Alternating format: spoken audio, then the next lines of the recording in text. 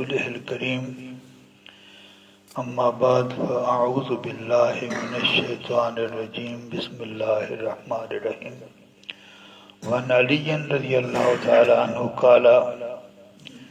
نهاني رسول الله صلى الله تعالى عليه وسلم عن خاتم الذهب وعن لبس الكسي والمياسر رواه الترمذي وابو داود والنسائی وابن ماجہ وفي روایت لأبي داود قال نهى عن المياسر الأرجوان إن الله وملائكته يصلون على النبي يا أيها الذين آمنوا صلوا عليه وسلموا تسليما الصلاة والسلام عليك يا سيدي يا رسول الله وعلى آلك وصحبك يا حبيب الله الصلاة والسلام عليك يا سيدي يا رسول الله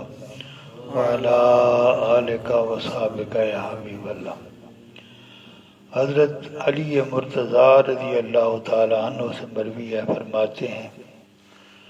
حضور سرور عالم صلی اللہ تعالی علیہ وسلم نے مجھے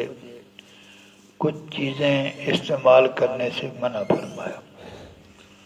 جن چیزوں سے آپ نے مجھے منع فرمایا ان میں سے ایک تو سونے کی انگوٹھی تھی، سونے کی انگوٹھی سے منع فرمایا۔ دوسرے کچھ کپڑے پہننے سے منع فرمایا، ان میں سے ایک کسی، یہ مختلف نام ہیں لیکن یہ وہ کپڑے ہیں جن میں ریشم کی ملاوٹ ہوتی ہے۔ کسی بھی اور میاسر یہ نیچے بچھانے کے لیے وہ گدی سی ہوتی تھی، سرخ رنگ کی، میاسر اس کو کہتے تھے، اس کا آگے بھی ذکر آئے گا۔ اس میں بھی ریشم کی ملاوٹ ہوتی تھی، اس لیے حضور صلی اللہ علیہ وسلم نے نہ ان چیزوں کو استعمال فرمایا اور نہ اپنے صحابہ کرام کو استعمال کرنے کی بھی اجازت نہیں فرمائی۔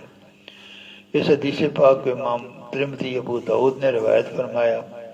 اور ابو داود کی روایت میں یہ بھی ہے کہ حضور صلی اللہ علیہ وسلم نے مجھے ارجوان کے میاسر، یعنی ارجوان کے بنے ہوئے وہ گدی سی جو ہے اسے بھی منع فرمایا۔ وعن معاویہ رضی اللہ تعالی عنہ قال قال رسول اللہ صلی اللہ تعالی علیہ وسلم لا ترکب الخزا والنمار ولا النمار رواہ ابو داود والنسائی۔ حضرت معاویہ رضی اللہ تعالی عنہ سے مروی ہے، فرماتے ہیں حضور صلی اللہ علیہ وسلم نے ارشاد فرمایا ریشم اور یہ جو جانوروں کی کھال کے بنے ہوئے جو گدے ہیں ان پر نہ بیٹھا کرو۔ لفظ یہاں ترکبو کا یہ سواری کے لیے استعمال ہوتا ہے، لیکن یہاں نیچے بٹھا کر اوپر بیٹھنے کے لیے بھی رکوب کا لفظ استعمال ہوا۔ تو ان چیزوں پر لفظی معنی تو کریں گے ان پہ سواری نہ کرو، لیکن کپڑے پہ سواری تو نہیں ہوتی۔ تو یہاں نیچے بٹھا کر اوپر بیٹھنے کے لیے رکوب کا، سواری کا لفظ استعمال ہوا۔ اس حدیث پاک کو ابو داود اور امام نسائی نے روایت فرمایا۔ وعن براء بن عازب رضی اللہ تعالی عنہ ان النبی صلی اللہ تعالی وسلم نہا عن المیسرۃ الحمراء۔ حضرت براء بن عازب رضی اللہ تعالی عنہ سے مروی ہے کہ حضور صلی اللہ علیہ وسلم نے وہی جو سرخ گدی جو نیچے بٹھانے والی ہے، سرخ رنگ کی اس گدی سے آپ نے منع فرمایا۔ وعن ابی رمثہ التیمی رضی اللہ تعالی عنہ قال اتیت النبی صلی اللہ تعالی وسلم وعلیہ ثوبان اخضران وله شعر قد له شیبہ وشیبہ احمر رواہ الترمذی وفی روایت لأبی داود وذو وفرۃ وبها رد من حنا۔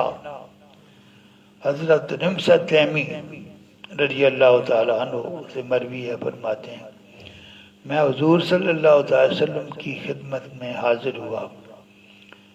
آپ نے 2 سبز کپڑے زیب تن کر رکھے تھے، 2 سبز کپڑے زیب تن کر رکھے تھے۔ حضور صلی اللہ علیہ وسلم کے بالوں میں سویدی جو ہے وہ زیادہ تھی، زیادہ بال سفید تھے، کچھ کالے بھی تھے لیکن زیادہ سفید تھے، اور جو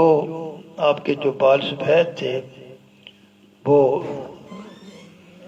زرد سرخ رنگ سے جو ہے وہ رنگے ہوئے تھے۔ اور ایک روایت میں ہے کہ حضور صلی اللہ علیہ وسلم کی مینڈیاں تھیں، اور ان مینڈیوں میں مہندی کے آثار تھے، مینڈیوں میں مہندی کے آثار تھے۔ یہ صحابی نے حضور صلی اللہ علیہ وسلم کو دیکھا اور حضور صلی اللہ علیہ وسلم کی جو اپیرنس تھی اس کو بیان کر دیا۔ صحابہ کرام نے حضور صلی اللہ علیہ وسلم کا حلیہ بڑے خوبصورت انداز میں جو ہے وہ پیش کیا ہے۔ مختلف صحابہ کرام نے، حضرت علی سے بھی حضور صلی اللہ علیہ وسلم کا جو ہے وہ حلیہ مروی ہے۔ اور جب حضور صلی اللہ علیہ وسلم نے ہجرت کی تھی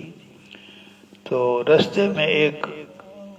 بوڑھی عورت کی کٹیا میں آپ نے کچھ دیر قیام کیا تھا، اس کا نام ام معبد تھا، جو سارا خاندان جو حضور صلی اللہ علیہ وسلم وہاں ان کی ایک بکری بندھی ہوئی تھی۔ تو حضور صلی اللہ علیہ وسلم نے ان سے پوچھا تھا کہ ہے کوئی کھانے کی چیز، تو انہوں نے کہا یہاں تو کچھ نہیں ہے، بکری بندھی تھی۔ تو حضور صلی اللہ علیہ وسلم نے فرمایا یہ دودھ دیتی ہے؟ تو اس عورت نے کہا کہ یہ تو ریوڑ کے ساتھ جا نہیں سکی، کمزور ہے، چل نہیں سکتی، دودھ یاد گئی۔ تو آپ نے فرمایا اگر آپ اجازت دیں تو ہم کوشش کرتے ہیں کوئی دودھ نکلا ہے۔ تو وہ دودھ نکلا تھا، سارا جو لوگ موجود تھے، 3 آدمی تو حضور صلی اللہ علیہ وسلم کے ساتھ بھی تھے، تو وہ بھی سیر ہو گئے تھے، گھر میں جتنے برتن تھے سارے بھر گئے تھے۔ یہ مشہور واقعہ ہے جو اجرت کا۔ تو اس عورت سے بھی حضور صلی اللہ علیہ وسلم کا بڑا خوبصورت حلیہ جو ہے وہ مروی ہے۔ وعن انس رضی اللہ تعالی عنہ ان النبی صلی اللہ تعالی وسلم کان شاکیا فخرج یتوکا علی اسامہ وعلیہ صوب قطر قد تبشخ به فصلی بهم رواہ فی شرح سنہ۔ حضرت انس رضی اللہ تعالی عنہ سے مروی ہے کہ حضور سر عالم صلی اللہ علیہ وسلم حالت مرض میں تھے، کانا شاکین حالت مرض میں تھے، اور حضور صلی اللہ علیہ وسلم اپنے کاشانہ اقدس سے باہر تشریف لائے۔ آپ نے اسامہ بن زید کا، ان کو اسامہ بن زید، حضرت زید بن حارثہ رضی اللہ تعالی عنہ حضور صلی عالم صلی اللہ تعالی وسلم کے آزاد کردہ غلام ہیں۔ ان کو حضور صلی اللہ علیہ وسلم نے اپنا بیٹا بنایا تھا۔ ایک مدت تک ان کو زید بن محمد کہا جاتا رہا۔ پھر اللہ تبارک و تعالی نے قرآن حکیم میں آیات نازل کر کے اس بات سے منع کر دیا کہ کسی آدمی کو اپنے حقیقی باپ کے علاوہ کسی اور کے باپ کے جو ان کی بلدیت سے ظاہر کیا جائے۔ تو اس کے بعد پھر وہ دوبارہ زید بن حارثہ ان کو کہا جانے لگا۔ تو یہ ان کے بیٹے ہیں اسامہ، یہ حضور ان کو حب رسول اللہ صلی اللہ علیہ وسلم کہتے ہیں، حضور صلی اللہ علیہ وسلم کے محبوب صحابی، غلام کے بیٹے ہیں لیکن حضور صلی اللہ علیہ وسلم کو ان سے بہت پیار تھا تو ان کو حب رسول اللہ سے کہا۔ ان کے سارے حضور صلی اللہ علیہ وسلم باہر تشریف لائے۔ ان پر ایک یمنی چادریں ہوتی تھی، اس سے ملتا جلتا ایک کپڑا تھا۔ حضور صلی اللہ علیہ وسلم نے اس کپڑے کو اپنے کندھوں پر ڈالا ہوا تھا۔ تو حضور صلی اللہ علیہ وسلم نے لوگوں کو نماز پڑھائی۔ یہ حدیث پاک جو ہے وہ شرح سنت میں ہے۔ وعن عائشہ رضی اللہ تعالی عنہا قالت کان علی النبی صلی اللہ علیہ وسلم صوبان کتریان غلیظان وکان اذا قاد فارق ثقل علیہ فقدم بز من الشام لفلان الیہودی فقلت لو واسط الیہ فاشتریت منه ثوبین الی المیسرہ فارسل الیہ فقال قد علمت ما تريد انما تريد ان تذهب بمالی فقال رسول اللہ صلی اللہ علیہ وسلم كذب قد علم انی من اتقاهم واداهم رواہ الترمذی والنسائی۔ حضرت عائشہ صدیقہ رضی اللہ تعالی عنہ سے مروی ہے، فرماتے ہیں حضور سر عالم صلی اللہ تعالی وسلم کے پاس دو کپڑے تھے جو موٹے تھے، موٹے کپڑے تھے، اور حضور صلی اللہ تعالی وسلم جب بیٹھتے آپ کو پسینہ آتا تو یہ کپڑے بھارے ہو جاتے، یہ کپڑے بھارے ہو جاتے۔ تو شام سے ایک یہودی کا کپڑا آیا، وہ تجارت پیشہ لوگ تھے، شام سے ایک یہودی کا کپڑا آیا تو میں نے عرض کیا حضور صلی اللہ علیہ وسلم کی خدمت میں کہ اگر آپ اس یہودی کے پاس کوئی آدمی بھیجیں اور آپ دو کپڑے جو ہیں وہ اس بنیاد پر اسے خرید لیں کہ جب ہمارے حالات بہتر ہوں گے تو تمہیں ادائیگی کر دیں گے، یعنی ادھار کپڑے جو ہے وہ ان سے خریدنے کا حضرت عائشہ صدیقہ نے مشورہ دیا۔ حضور صلی اللہ تعالی وسلم نے اس یہودی کے پاس آدمی بھیجا تو اس نے یہودی نے آگے جو ڈائلاگ بولا، وہ نے کہا میں جانتا ہوں آپ کیا چاہتے ہیں، آپ میرا مال جو ہے وہ غصب کرنا چاہتے ہیں، اس لیے آپ نے جو ہے نا یہ مطالبہ کیا ہے کہ مجھے ادھار کپڑے دے دیں کیونکہ آپ میرا مال جو ہے اس پہ قبضہ کرنا چاہتے ہیں۔ تو حضور صلی عالم صلی اللہ علیہ وسلم کو جب پتہ چلا تو آپ نے فرمایا جھوٹ بولتا ہے، اسے پتہ ہے، جس یہودی نے یہ بات کہی ہے اسے پتہ ہے کہ میں ان سب سے زیادہ خدا سے ڈرنے والا ہوں، اور اسے یہ بھی پتہ ہے کہ میں ان سب سے زیادہ جو ہے وہ قرض کو ادا کرنے والا ہوں، لیکن جو بات اس نے زبان سے کہی ہے وہ جھوٹ کا ہے، جان بوجھ کر جھوٹ بولا ہے۔ میرے بارے میں اس کو یہ خطرہ نہیں ہے کہ میں اس کا مال کھا جاؤں گا، صرف اس نے جو ہے وہ جو بغض ان کی یہودیوں کے اندر حضور صلی اللہ علیہ وسلم کا تھا اس کی وجہ سے اس نے یہ بات کہی ہے۔ اس حدیث پاک کو امام ترمذی اور امام نسائی نے روایت فرمایا۔ وآخر دعوانا ان الحمدللہ رب العالمین۔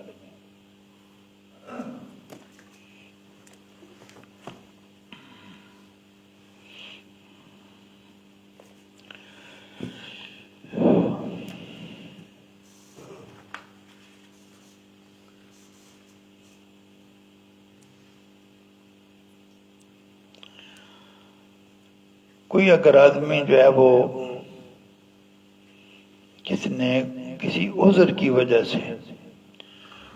وجہ سے خوشبو لگائی یا کوئی سلا ہوا کپڑا پہنا مجبوری کی وجہ سے، تو اس کو اختیار ہے یا تو وہ جانور ذبح کرے، بکری ذبح کرے، اور یا 3 سا جو ہے وہ کھجوریں وغیرہ اس کا صدقہ کرے اور 6 مسکینوں کو وہ ادا کرے، 6 یعنی ہر مسکین کو جو ہے نا وہ آدھا سا آئے گا، وہی صدقہ بن جاتے، 6 مسکینوں کو صدقہ دے، یا 3 روزے رکھے، جان بلا وجہ کھایا تو قربانی ہے، لیکن اگر عذر کی وجہ سے خوشبو لگائی یا عذر کی وجہ سے کوئی کپڑا پہنا تو 3 آپشن ہیں، جانور ذبح کرنا ایک، 6 مسکینوں کو 4 سا یعنی ہر مسکین کو آدھا سا آئے گا، وہ ایک فطرہ صدقہ فطر ہی بنتا ہے تو وہ دے گا، اور یا 3 روزے رکھے گا۔ کچھ چیزیں وہ ہیں جن پر یہ جو صدقہ فطر ہے اس سے کم صدقہ جو ہے وہ لاگو ہوتا ہے، اور وہ کیا ہے، کسی نے کوئی جو مار دی، مکڑی کو مار دیا، تو جو جی میں آئے دل سے فتویٰ پوچھے کہ یہ مجھ سے غلطی ہوئی ہے، اس پر میں کتنا صدقہ کروں، جو دل فتویٰ دے اس کے مطابق وہ صدقہ دے سکتا ہے، صدقہ فطر سے کم جو بھی۔ تو اصول یہ ہے کہ جب آپ صدقہ کرتے ہیں اور شریعت آپ کو اختیار دیتی ہے تو وہ اس پر عمل کریں جو فقیر کے حق میں زیادہ بہتر ہو، ان کے حق میں زیادہ بہتر ہو۔ کچھ چیزیں وہ ہیں جو جس پہ قیمت واجب ہوتی ہے، کوئی آدمی وہاں جانور کسی کو شکار کرے، حدود حرم میں محرم جو ہے وہ حدود حرم سے باہر بھی شکار کرے گا تو یہی کچھ ہے۔ حدود حرم کے اندر جو ہے وہ احرام ہو یا نہ ہو، شکار کرنے پر وہ جو ہے یہ چٹی دینی پڑے گی۔ تو اس کی جو جانور ذبح کیا ہے اس کی قیمت جو ہے وہ صدقہ کرنا پڑے گی۔ اور یہ قیمت کیسے پتہ چلے گی؟ جہاں وہ واقعہ پیش آیا ہے وہاں تو نیک آدمی فیصلہ کریں گے کہ اس جانور کی کتنی قیمت بنتی ہے جو اس نے شکار کیا، تو جو وہ فیصلہ کریں گے اس کے مطابق اس کو قیمت ادا کرنی پڑے گی۔ اگر جو ہے وہ جو نیک آدمیوں نے فیصلہ کیا ہے اگر وہ قیمت اتنی بن جاتی ہے جس سے جانور بھی خریدا جا سکتا ہے تو پھر اس کو اختیار ہے، اگر چاہے تو جانور جو ہے وہ خرید کر اس کو ذبح کرے، اور اگر چاہے تو لوگوں کو کھانا کھلائے، اور ہر فقیر کو جو ہے نصف سا وہی 6 مسکینوں کو کھانا کھلانا پڑے گا۔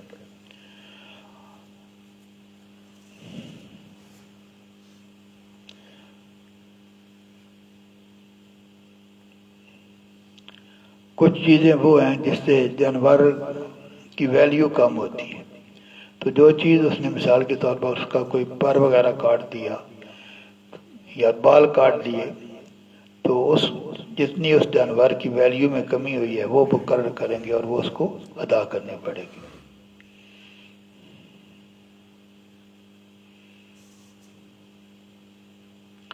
ایسے جانور جو انسان پر حملہ کرتے ہیں، کوئی بھی ایسا جانور، اس کو اگر کوئی مار دے تو اس کی کوئی چٹی نہیں دینی پڑے گی۔